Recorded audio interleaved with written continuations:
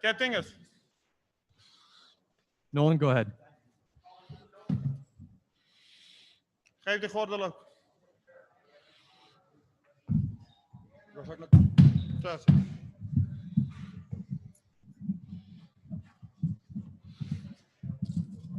GEGARD, congrats on the win, man. I'm sure this is a moment you've been envisioning for a little while during the layoff since you lost the belt to begin with. How nice does it feel to finally be sitting up there again with that belt in front of you?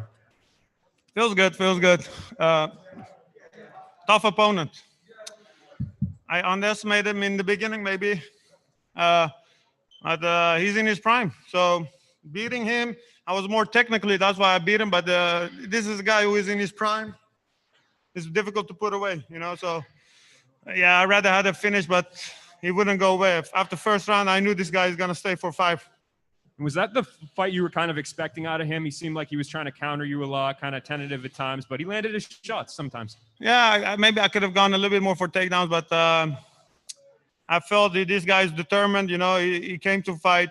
So once I was seeing I was getting the upper hands in the rounds and I wasn't taking a lot of damage, I was scoring my points. So I cruised to the victory. So you can always do better. Not very happy with the performance, but it's a win. I won all rounds against a prime welterweight champion. When you say that you cruised, are you kind of like regretful that you did that? Did you wish that you did No, more? because he's tough. He's tough. He's tough. He's difficult to finish. He hasn't been finished for a long, long time. So I felt I had to fight like this. It was necessary to get the win. And he hit you with some good leg kicks there. How are your legs feeling after those? Last round he hurt me. I wasn't showing, but yeah, I think I would have gone limping if it would have gone a little bit longer. So, but I knew 5 rounds. I stayed. I didn't show, and I kept fighting. And I know this one just got over, but before the fight, you said John Salter would probably be the next test should you win. You still agree with that? Yeah, he's the next guy. Definitely looking forward to that fight. All right, we'll go to our virtual media here. Santiago, go ahead. GEGARD Santiago hier. Gefeliciteerd, maat. Wat een prachtige performance. Ja, top. Dankjewel, vriend. GEGARD, we spoke to each other on Monday, and you told me that Lima was going to see the best Mousasi possible. And it clearly showed tonight. You were sharp and mixed your game up perfectly with the takedowns. In the first round, you got Lima to the ground. How close were you in finishing the fight right there? I think the first round was good to set how the fight would go. So I managed to put my game on him. He felt my power. He felt so I could because of the first round I was able to do that the next four rounds. So I think it was important to get the takedown and do a little bit damage and set the tone of the fight. So that me going forward, me scoring, and so I think the first round was very important. Now that you have the belt back, GEGARD, I can imagine that you would love to make a title defense in Amsterdam. Is that a short-term goal of yours to bring Bellator to Holland with that fancy, shiny title that you just won? Yeah, 100%. There were talk to go this year to Amsterdam, but of course with COVID, it didn't happen. So whenever the COVID is finished and they come, I'm very happy to do that. Jay? Thanks very much. GEGARD, congrats on the win tonight. First of all, dominant fight. You know, the leg kicks really seemed to pile up in that last round. So how's the leg feeling right now? Yeah, now when I'm sitting, I don't feel like I can get up. So now it hurts like a motherfucker. But in the fight, yeah, you're adrenaline, you're fighting, but I feel it right now. Definitely. And, you know, Douglas was doing something tonight that's kind of become a way to distinguish yourself from the other greats and go to that next level and trying to win a second title. You've talked about, you know, taking a run at the 205-pound title in Bellator at some point. Would it mean more to you to try and go up and get that second belt and hold both? Or would you prefer to, you know, have your run at middleweight and then separate them? Well, first John Salter, and then we go for after that. You know, the landscape of MMA, I have to see what's going to happen. Yeah, saying I don't care that much about 2 belts. I just need to win my fights. But yeah, if they give me, why not? I take it. Donna? GEGARD, you've beaten 11 world champions now. Where does Douglas Lima rank amongst those great fighters that you have beaten in your career? Top three, especially because he's in his prime. This guy is in his prime, 31, won the welterweight, beat the great welterweights. He's a champion for a reason, tournament champion. So beating him in his prime, yeah, you could say it's definitely up there in the top three of my victories. Do you think right now, if you were to fight, obviously it's not a possible fight, you could beat Israel Adesanya? Yeah, listen, everything, but it's not even it's not on my radar because he's in UFC. I'm with Bellator, so it's not going to happen anytime soon. Lenny? Lenny, your line is now live. Sorry about that. How's it going, GEGARD? How are you? Congrats on a good performance. Thanks. Thank you. So you regained the belt back tonight, and you lost that against Rafael Lovato Jr. before you had to retire due to medical reasons. Would that have been the one you would like to run back before you retired? Yeah, I lost before. I move on. Wish him the best. He's a nice guy, Unfortunately for him, his career ended. I could have won that fight, so it was my fault. I was sleeping the 5th round, and he got the victory. So yeah, I could have, but I'm not losing sleep over it. I'll move on. That's fighting, Yeah, your opponent tonight, Douglas Lima, was stepping up from 170 pounds, but he looked in great size. He looked like the same size as you physically in there. How did he feel inside the cage tonight? I felt strong. He looked as a big welterweight. It was the same size as me, so there's no way people can say I beat a smaller guy. That was a full-size middleweight. So, yeah, he's in his prime. So I take a lot of pride in this victory because that's a guy beating him in his prime, and he's the champion. So it's a great win for me. We have time for one or two more here. Kevin? Hey, Mousasi, congratulations on the victory again.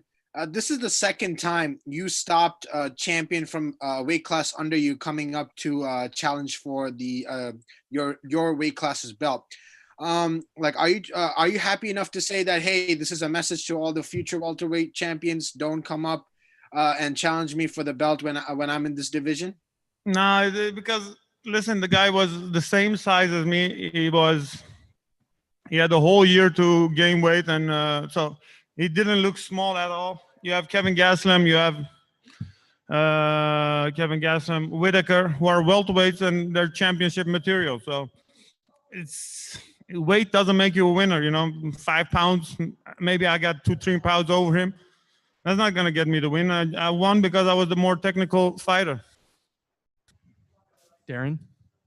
Congratulations on can you hear me okay? Okay, great. Congratulations on tonight's great fight and all that. When you have a great victory like this, what do you usually do to celebrate? Is there a meal that's your go-to? Well, at this moment, my leg hurts, so I'm going to walk with crutches, I think. So there's no celebration tonight. Maybe with my friends in the hotel room and not sleeping that much. So. All right. Thank you for the time, GEGARD. Congrats. No problem. Thank you.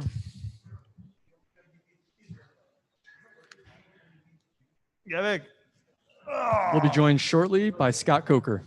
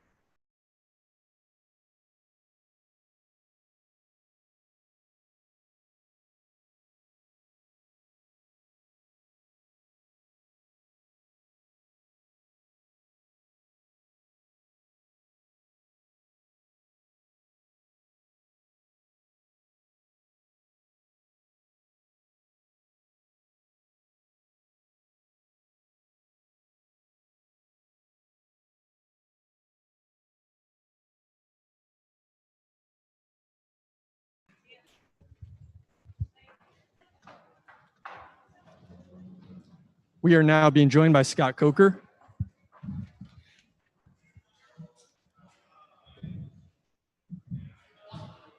We'll begin with a few questions from within the room. Nolan? Hey, Scott. Congrats on another great event.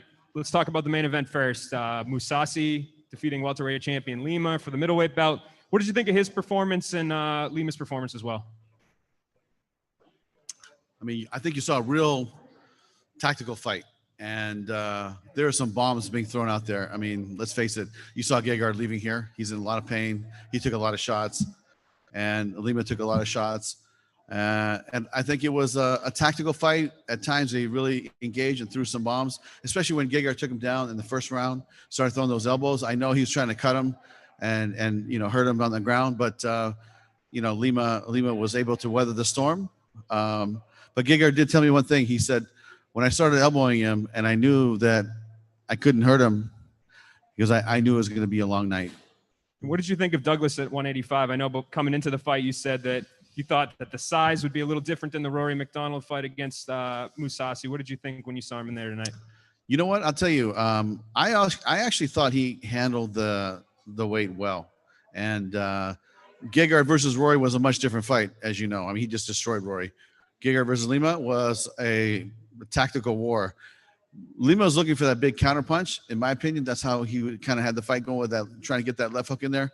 And you know, it was just Gegard's night. But I'm sure both of them are not going to be in good spirits tonight and dealing with a lot of pain. And you know, to me, it was a great main event. Both before and after this fight, Mousasi said that John Salter would probably be the next one in line for him. Do you agree with that assessment? You know, again, this is something that, you know, a lot of times when we get asked these questions after the fight, I like to take it back to my guys back in the Bay Area and you know, we'll evaluate and see who's next for Gegard. But you know, there's a couple of people that I have in mind, and same thing for Douglas Lima. He's still our 175-pound champ, and we're going to have some good fights for him as well. I know the MVP wants to fight him again. I think of Neiman Gracie right off the top of my head. And so we're going to put him in some good fights, and we're going to let him heal up, rest up with these guys, because they're going to be banged up for a while.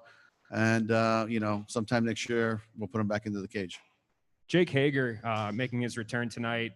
Definitely the toughest opponent that he's faced, the toughest challenge. Pretty exciting fight, though. What did you think of his performance and his ability to take some damage and still win? You know what? I was actually impressed, and I'll tell you why. Because he doesn't need to do this. Jake Hager does not need to be an MMA fighter fighting in the cage. It's something he wants to do, and he's still, you know, relatively young in his career, right? Because he's only had what, 2 or 3 fights, something like that. And so to me, I give him a lot of respect. And he was in a fight tonight, right? So, you know, he had to, you know, get that dog out in him and finish this fight and keep fighting, because he was caught. I think it was the second round he got caught, and then he weathered the storm. He came back and he started throwing some good right hands. He got cut up pretty bad. I think he has an eye injury. It's like, you know, he was in a fight. He was in a dog fight today. So, you know, all those people out there that, you know, are, you know, giving him bad time. Look, for a guy with that kind of experience, we saw what he was made of tonight, which I was really impressed. So, you know, I would give him a good report card for his effort and his performance.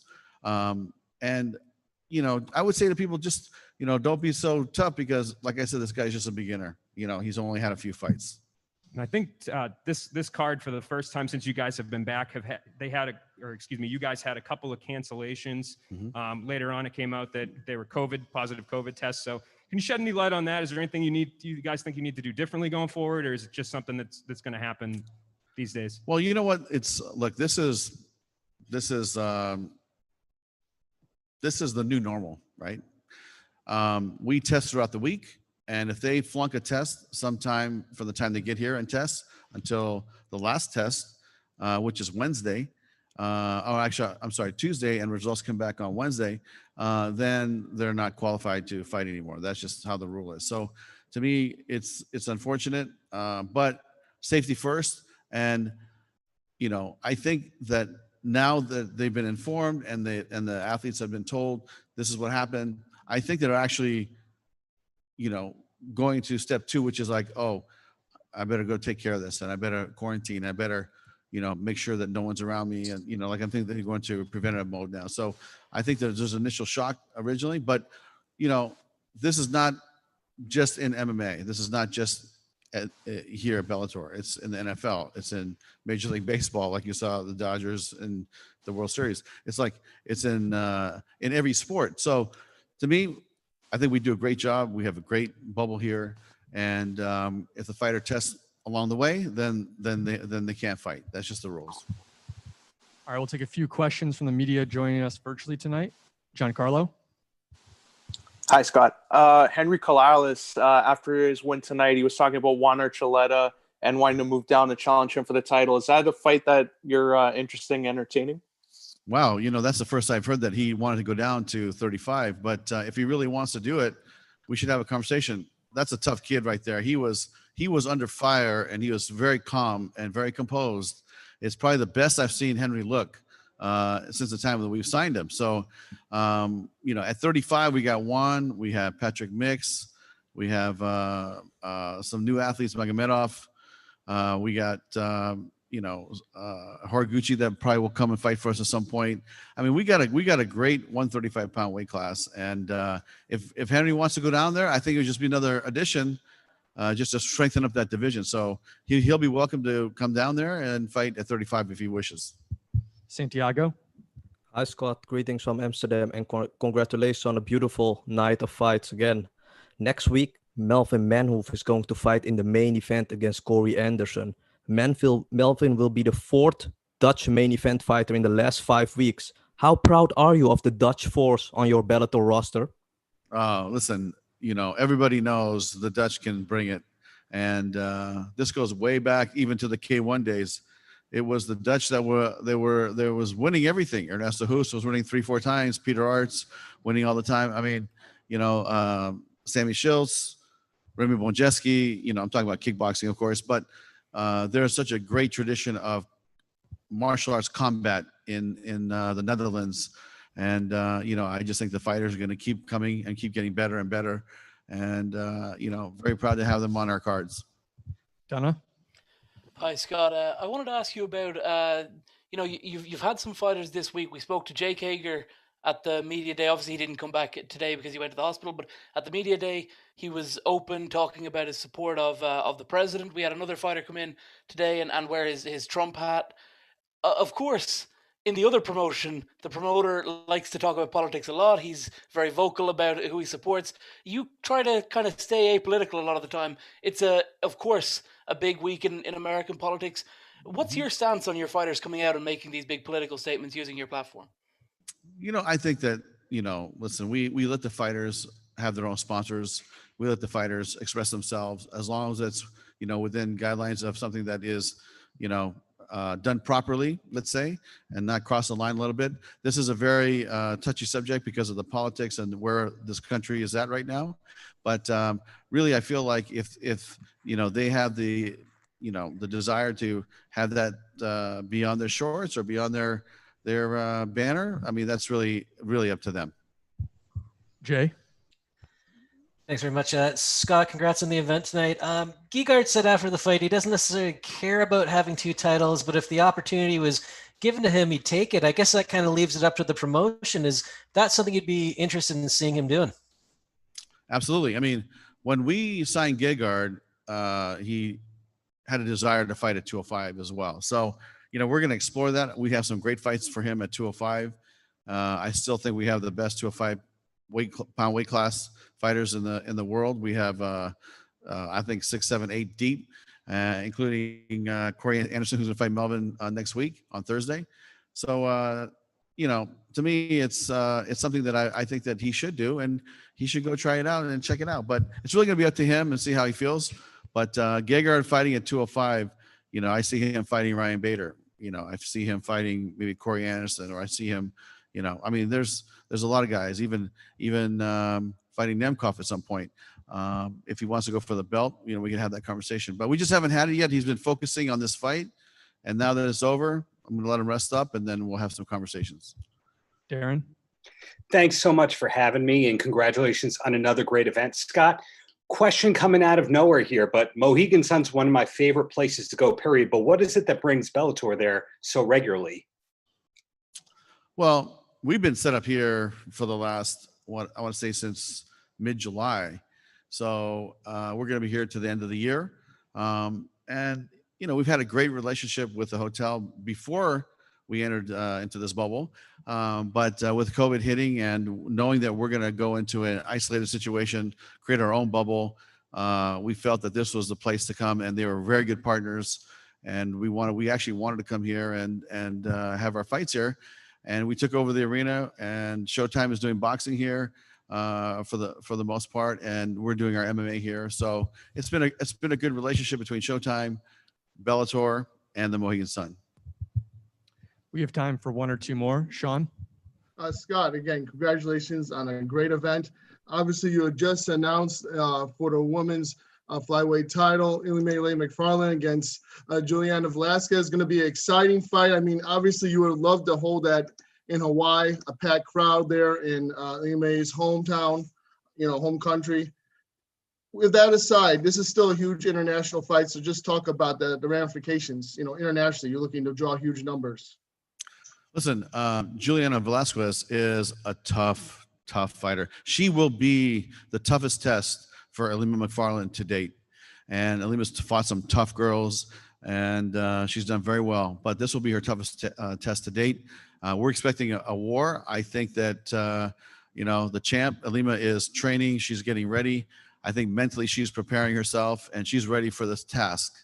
And for Velasquez, this is her dream. This is something she's always wanted to do, is win the belt. And she's coming here, and she's going to, try her best to fight Ilima and take the belt home. So to me, it's going to be a war. This is something that you have two undefeated fighters. Very rarely does that happen in this sport at the highest level, like it is right here, having a world title fight. So to me, this is a fight I'm really looking forward to. Everybody should put this down in their calendar, because it's going to be fireworks on December 10th. Last question, John. Hi, Scott. I wanted to ask you about Cody Law. He made his pro debut today, and he picked up a first-round submission. Just your thoughts on his performance and where you see him in the future. Yeah, you know what? Unfortunately, I did not see that fight. I was on my way down here, so I missed it. But if you want, we can arrange a conversation with you and Rich, and he can explain to you how he feels about Cody. Hey, Scott. We'll take, one last question here from Kevin. Kevin, go ahead. Hey, thanks. One big question I have for me is recently it was released that there's been a big influx of retirements and releases from the Bellator roster. Any comment on that? You know what? I think if you factor in the amount of months that we haven't cut anybody or changed our roster over, it's been about 3 athletes a month that have gone out to 3 athletes that have come in. We try to manage our roster right below 300, and that's kind of where we feel comfortable. And so that's a goal, but it just seems like a lot because it happened all at once. But really, we haven't, had this conversation with fighters and change our roster and actually cut fighters since probably, January or February. So it's been a long time. And to me, it's like, look, we got a lot of new fighters that we're signing and a lot of blue chip prospects we brought in. We have to make room for those guys. And so, like I said earlier, some of the fighters retired. Some of the fighters' contracts expired. And, we need to make room. So that's what the nature of that is that, we're gonna have new fighters coming in, fighters going out. But really, if you average it over the last, 10 months, it's really like three a month. So it just happened all at once. That's just the way it went down. But it's not something that is as drastic as it appears. Thanks, Scott. Thank you.